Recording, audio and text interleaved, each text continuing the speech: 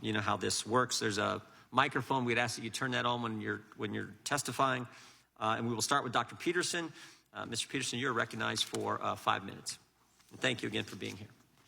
As well, I would like to start by expressing my appreciation for the privilege awarded to me to testify here today.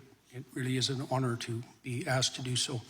I'm not here to talk about January 6th or about any particular threat, insurrection, or protest, political or ideological, real or imaginary. I'm here to talk about the already extant and expanding collusion of government and corporation in restricting the individual freedom and autonomy upon which the productive, generous, and stable psyche, economy, and state are themselves necessarily founded. I'll begin my comments, therefore, in the most general terms to shed light on the mounting problem. There are now 700 million CCTVs in China under the rule of the Communist Party. The system to which those electronic eyes are attached is the most complete state apparatus of surveillance yet imagined, with the ability not only to recognize faces at a distance, but gait itself when facial features are hidden or obscured. Such capability can and will soon be augmented to the point where the movement of eyes themselves, monitored by high-resolution and intelligent cameras, will soon be sufficient to identify any aware and active party.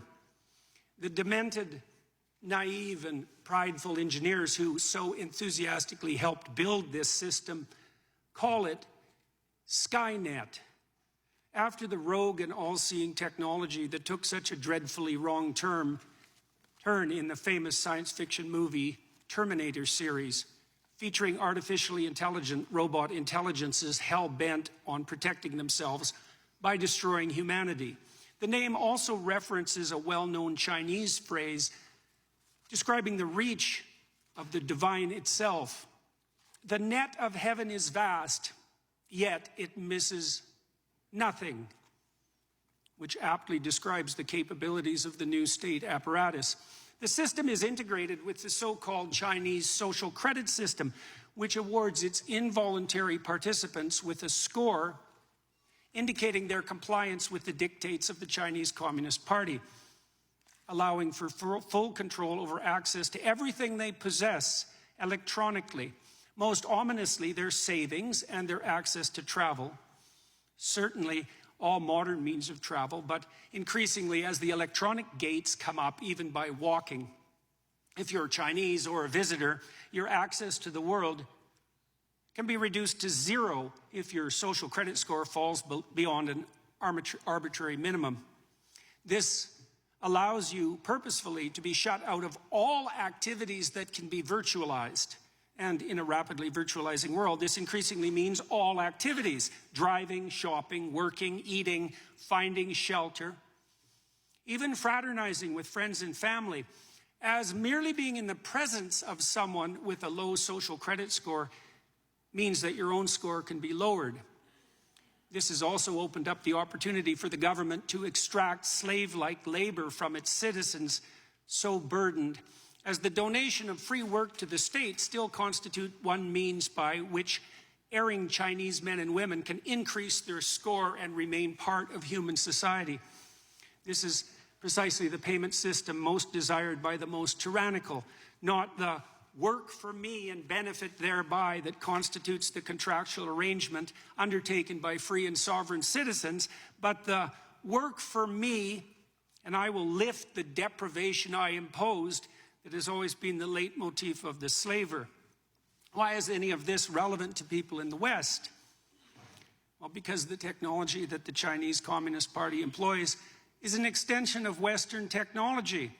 Because we already fell prey to the terrible temptation of lockdown employed by that state in the face of hypothetical crisis once and in the very recent past, because we're walking step by step in the same direction, partly because of the hypothetical convenience of universal and automatic recognition of identity, and partly because any problem whatsoever that now confronts us can easily be used to justify the increasing reach of the security and nanny state. It is said that Stone Age people, first confronted with cameras and their resultant photographs by modern anthropologists, objected to having their images captured as they feared the captivity of their souls. It turns out that such fear was prescient. The images that we leave behind while navigating virtual space are such close duplicates of our actual selves that the capture of our essence is at this point all but guaranteed.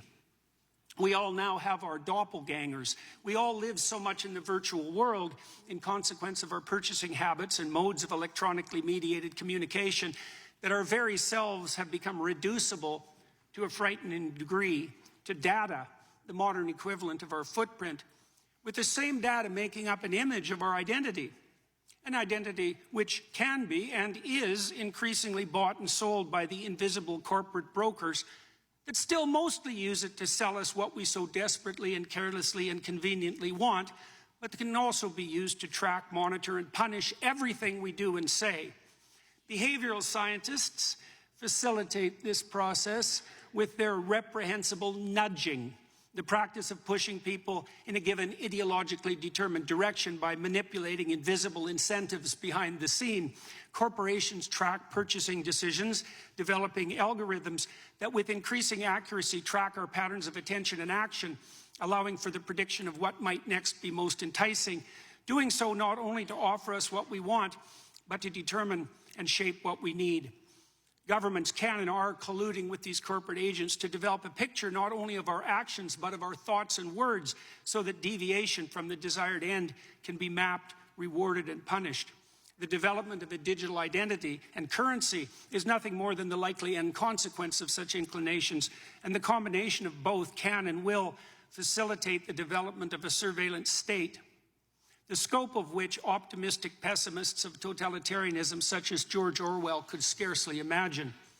The new AI systems, which are so rapidly emerging, do nothing but increase this danger, providing for the possibility of a super surveillance whose scope exceeds anything that mere unaugmented humans could imagine, while also making it certain that even the perceptions that in the real world shape our attitudes, conduct, and personality can be manipulated to the degree that we will not even be able to see a reality outside which that has been constructed by the superstate, the ultimate fascist collusion between gigantic self-interested corporations and paranoid, security-obsessed anti-human governments.